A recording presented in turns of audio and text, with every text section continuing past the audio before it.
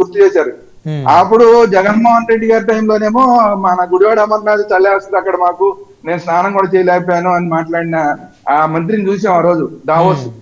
కానీ చంద్రబాబు నాయుడు గారు ఉన్నప్పుడు దావోస్కి వెళ్ళి ఎలాగా ప్రయత్నాలు చేశారు, గతంలో ఎలా చేశారు, మధ్యలో ఎలా చల్లేసి వీళ్ళు వెళ్ళలేకపోయారు.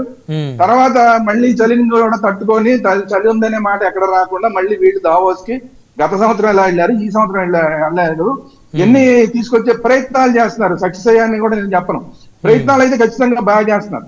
ఆ ప్రయత్నాలు బాగా చేస్తున్నారు. ఓ పక్కన ఈ ప్రయత్నాలు బాగా చేస్తున్నారు, ఓ పక్కన పాత చంద్రబాబు నాయుడు గారి గవర్నమెంట్ టైంలో ఏవి తప్పులు జరిగినాయో ఆ తప్పులు మళ్ళీ కంటిన్యూ అవుతున్నాయి.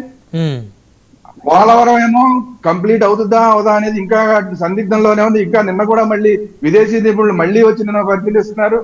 ఇది ఎప్పుడు అవుతుందో తెలియదు. అమరావతి చూస్తేనేమో అమరావతి ఈసారి తాత్కాలికమైన 4 బిల్డింగులు పోయి తాత్కాలిక బిల్డింగ్ 4 బిల్డింగ్ తో పాటు ఇంకో పర్మనెంట్ బిల్డింగ్ 4, 5, 10 వచ్చే పరిస్థితి ఉంది. కానీ పూర్తిగా అమరావతికి కంప్లీట్ అయ్యే పరిస్థితి కనిపించట్లా. మన ప్రత్యేక హోదా ఏమైందిరా బాబు అని మళ్ళీ మొన్నటి దాకా మాట్లాడినారు. 2 సంవత్సరాలు తెలుగుదేశం పార్టీ ఎన్నికల మేనిఫెస్టోలో కూడా అంశం లేదనుకుంటా కదా సార్ ప్రత్యేక హోదా. అదే అంటున్నా నేను. వీళ్ళు పోరాడిందంటే జగన్మోహన్ రెడ్డిని విమర్శించారా లేదా? ఇప్పుడు నేనేం చెప్పాను, ప్రధానమంత్రి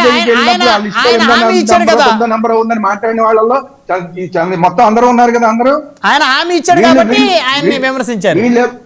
అదే వీళ్ళు ఎప్పుడైతే కూటమి కట్టారో కూటమి కట్టంగానే దాని గురించి మాట్లాడడం మానేశారు. వీళ్ళు మాట్లాడడం మానేశారు కదా. ప్రత్యేక హోదా అనేది ప్రజల దృష్టిలోంచి ఎప్పుడు పోదండి. ఆంధ్రప్రదేశ్ ప్రజల దృష్టిలో నుంచి ప్రత్యేక హోదా అంశం ఎప్పటికీ పోదు.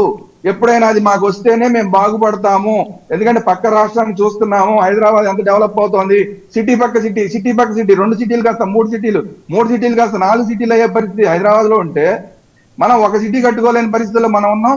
విశాఖపట్నాన్ని ఎలా డెవలప్ చేసుకోవాలా అని చెప్పి ముఖ్యమంత్రి గారు అబ్బాయి వీళ్ళందరూ తలకిందులుగా తపస్సు చేస్తున్నారు, ప్రయత్నాలు చేస్తున్నారు. నేను ప్రయత్నాలు చేయట్లేదు, ఖచ్చితంగా బ్రహ్మాండ ప్రయత్నాలు చేస్తున్నారు. ఇవన్నీ జరుగుతున్నా కూడా ఎలాగైతే అభివృద్ధి కార్యక్రమాల విషయంలో కొంత సాటిస్ఫాక్షన్ కనబడుతుందో గతం కన్నా, ఇలాగే ఈ ఎమ్మెల్యేలు చేస్తున్న వ్యవహారాలు కానీ, ఈ ప్రత్యేక హోదా గురించి మాట్లాడకపోవడం గురించి కానీ, ఈ రోజు కూడా స్టీల్ ప్లాంట్ విషయంలో కార్మికులు రోడ్ల మీద కూర్చుని ఉండటం కానీ, ఇవన్నీ చూసిన తర్వాత అనుమానాలు కంటిన్యూ అవుతున్నాయి. భోగాపురం ఎయిర్పోర్ట్ విషయం వస్తే ఆ రోజు